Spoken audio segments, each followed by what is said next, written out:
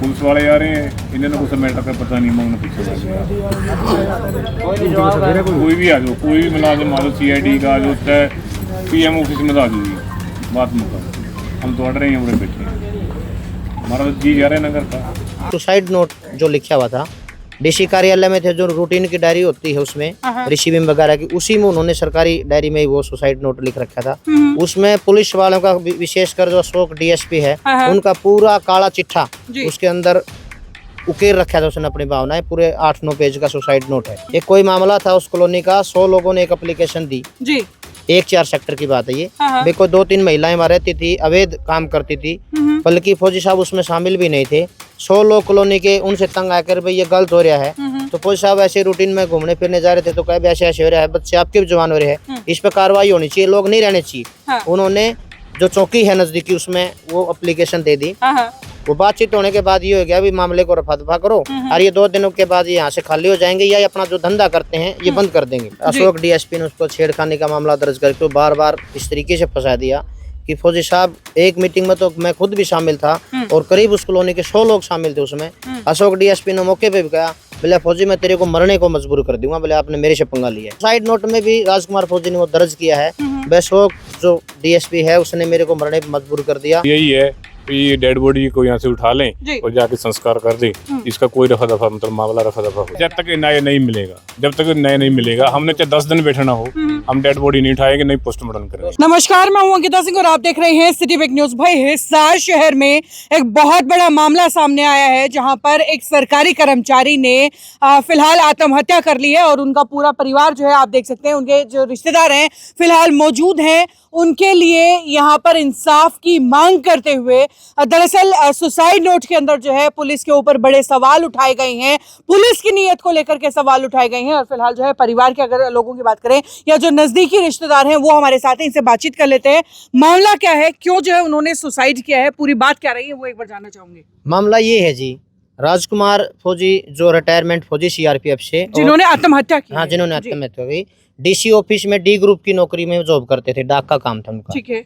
3:30 बजे हमारे फैमिली के पास फोन आता है उनके ही कर्मचारी का, DC ऑफिस के, वे ऐसे ऐसे बेसुदा हालत में है। तो हमारे साथ ही तुरंत वहाँ परिवार के सदस्य वहाँ पहुँच जाते हैं जी। ये जिंदल चौक के पास, ITI चौक उसके पास। तो हॉस्पिटल में ले जाने के बाद अंत तक यहाँ 9:30 बजे के आने के बाद उसको मृत घोषित किया जाता है। उसके बाद हमने देखते हैं तो उसने सुसाइड नोट जो लिखा हुआ था DC कार्यालय में थे, जो रूटीन की डायरी होती है उसमें रिसीविंग वगैरह की, उसी में उन्होंने सरकारी डायरी में ही वो सुसाइड नोट लिख रखा था। उसमें पुलिस वालों का विशेषकर जो अशोक DSP है, उनका पूरा काला चिट्ठा उसके अंदर उकेर रखा था उसने अपनी भावनाएं। पूरे 8-9 पेज का सुसाइड नोट है। उसने सफल शब्दों में कहा गया है कि 2018 से लेके और अब तक का जो मैटर है वो अलग अलग केसों में अशोक DSP है, वो अलग अलग तरीके से उसको निजी तौर पर परेशान कर रहा था और टॉर्चर कर रहा था एक तरीके से। एक कोई मामला था उस कॉलोनी का, 100 लोगों ने एक एप्लीकेशन दी जी। 1-4 सेक्टर की बात है ये। देखो 2-3 महिलाएं वहाँ रहती थी, अवैध काम करती थी, बल्कि फौजी साहब उसमें शामिल भी नहीं थे। 100 लोग कॉलोनी के उनसे तंग आकर भाई ये गलत हो रहा है, तो फौजी साहब ऐसे रूटीन में घूमने फिरने जा रहे थे, तो कहे ऐसे ऐसे हो रहा है, बच्चे आपके भी जवान हो रहे हैं, इस पर कार्रवाई होनी चाहिए, लोग नहीं रहने चाहिए। उन्होंने जो चौकी है नजदीकी उसमें वो एप्लीकेशन दे दी। वो बातचीत होने के बाद ये हो गया भी मामले को रफा दफा करो और ये 2 दिनों के बाद ये यहाँ से खाली हो जाएंगे या अपना जो धंधा करते हैं ये बंद कर देंगे। ठीक है। उसके बाद फौजी साहब और भाभी जी वो घूमने के लिए जा रहे थे, तो महिलाओं ने गाली गलौज की उनको, वो निकल गए अनसुनी करके। आते वक्त फिर दोबारा उन्होंने गाली गलौज की, तो उनसे बातचीत की, भाई आप गाली बकरे, पूरी 100 लोग थे उसमें शामिल, केवल हम नहीं थे कि गलत काम हो रहा है उसका विरोध करने का हमारा बनता भी है। तो उन्होंने किया, तो फिर पुलिस ने उन्होंने इसकी रिकॉर्डिंग करके पुलिस को दे दी। अशोक DSP ने उसको छेड़खानी का मामला दर्ज करके बार बार इस तरीके से फंसा दिया कि फौजी साहब, एक मीटिंग में तो मैं खुद भी शामिल था और करीब उस कॉलोनी के 100 लोग शामिल थे उसमें। अशोक DSP ने मौके पे भी कहा, बोले फौजी मैं तेरे को मरने को मजबूर कर दूंगा, बोले आपने मेरे से पंगा लिया है। पुलिस अफसर ने जो है ये धमकी दी है। ये और कॉलोनी के लोग यहाँ वो खड़े, वो बता सकते हैं बात, कोई इसमें झूठी बात नहीं, मरने को मजबूर गवाह है इस बात के। और सुसाइड नोट में भी राजकुमार फौजी ने वो दर्ज किया है, अशोक जो DSP है उसने मेरे को मरने पे मजबूर कर दिया।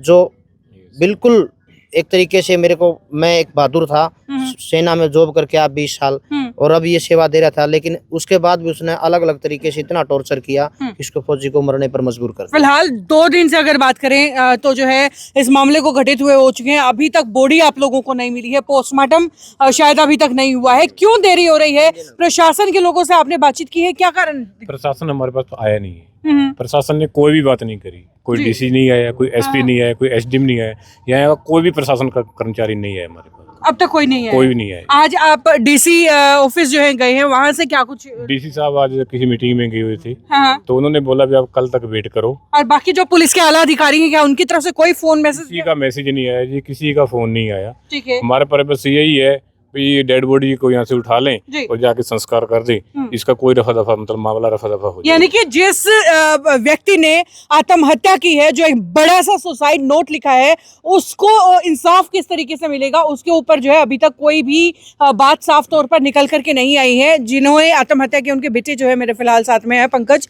तो पंकज, क्या घर पे भी लगातार इस तरीके का माहौल था, जो टेंशन वो घर पर भी बनी हुई थी, क्या पिछले समय से माहौल? ऐसा कुछ मैटर था ही नहीं मैम, घर में सिंपल बातें करना, आराम से रहना, कभी ऐसा पीड़ित होने दिया ही नहीं कि मैं दुखी हूँ। पता नहीं चलने दिया। नहीं पता चलने ये जो दिया। केस था, इसमें किन परिवार के किन किन लोगों का नाम आया था? परिवार में हमारा पूरे परिवार का नाम था मैम। यानी कि पूरे परिवार का छेड़खानी का शायद आरोप था ना? जी, छेड़खानी के आरोप में पूरे परिवार। हाँ जी, जेल भी भेज दी थी। हाँ जी, डीएसपी साहब ने, अशोक कुमार ने इसको जेल भी करवा दी थी, फौजी साहब की। मेरी सिस्टर है, जो मेरी सिस्टर है ना, हाँ। उसकी भी जेल करवाई थी इन्होंने, अच्छा जेल भी रह के आई हैं राजकुमार जी। जी। हाँ जी, दोनों मेरी सिस्टर और राजकुमार जी जो फौजी साहब है वो जेल भी रह के आई हैं। डीएसपी साहब ने इतना टॉर्चर किया है कि बहुत ज्यादा, उसने आखिरी कदम यही था, सुसाइड करना पड़ा। जी, अब 2 से 3 दिन आप लोगों को यहाँ पर बैठे, 3 दिन आपको यहाँ पर बैठे हुए हो गए हैं, और पुलिस की तरफ से आप बता रहे हैं कि कोई कार्रवाई अभी तक नहीं हुई है। तो कब तक बैठे रहेंगे, कब तक इंतजार करेंगे, या अगला कदम क्या रहेगा? जब तक न्याय नहीं मिलेगा, जब तक न्याय नहीं मिलेगा, हमने चाहे 10 दिन बैठना हो, हम डेड बॉडी नहीं उठाएंगे, नहीं पोस्टमार्टम करेंगे। गिरफ्तार होंगे उसके बाद ही हम अगला कदम लेंगे, क्योंकि परिवार और सारे कॉलोनी के लोग भी है। जब तक उन्होंने सारा मामला दर्ज कर दिया, उसे सुसाइड नोट कर दिया, उसके बाद भी पुलिस उसके डीएसपी के खिलाफ इतने गंभीर आरोप है, उसके बाद भी गिरफ्तार नहीं कर रही है। क्या कहाँ का न्याय है? कहाँ की कानून की बात करते हैं? सुसाइड नोट से ऊपर तो कुछ नहीं है ना। और पुलिस वाले भी ये पूछते हैं भाई क्या मैटर है आपका आज। यानी कि 3 दिन से आप यहाँ धरना लगा करके बैठे हुए हैं, और अभी तक पुलिस के कर्मचारी आके आपसे पूछे कि मामला क्या है? मामला क्या है? जी, देखो जी, शर्म की बात है। फिलहाल अगर परिवार की बात करें, सुना है इनकी बिटिया एक छोटी है, या जो धर्मपत्नी, उनके फिलहाल मानसिक स्थिति कैसी है? उनकी तो बहुत गंभीर है जी, हाँ। वो ट्रीटमेंट चल रहा है, डॉक्टर है घर में जी। मैम, हमारी मांग ये है कि जो सिस्टर है ना, उसकी भी हालत ठीक नहीं है, कोई बयान देने की योग भी नहीं है, बेटी भी ठीक नहीं है, 3 दिन से उन्हें कोई खाना भी नहीं खाया है, ठीक है ना। प्रशासन जो 1-2 SHO साहब आए हैं, वो बोल रहे हैं उनका आपकी मांग क्या है, आप क्या चाहते हो? उनको ये नहीं पता भी जो सुसाइड नोट लिख के गया उसमें क्या लिख के गया, ठीक है ना। गिरफ्तारी करो, हम डेड बॉडी फिर उठाएंगे ना, फिर ही पोस्टमार्टम करवाएंगे। तब तक हमारा कोई फैसला नहीं है, चाहे हमने 10 दिन बैठना पड़ो, तो हम यहीं धरना लगा के बैठे। क्या आपको डेड बॉडी वापस लेने के लिए किसी अधिकारी या किसी भी सरकारी अफसर की तरफ से कहा नहीं गया है?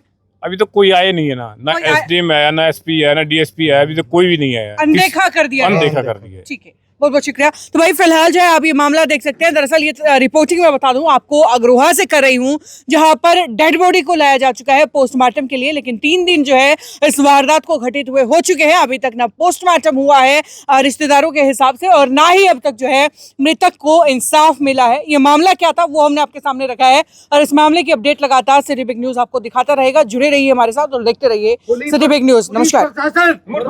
पुलिस प्रशासन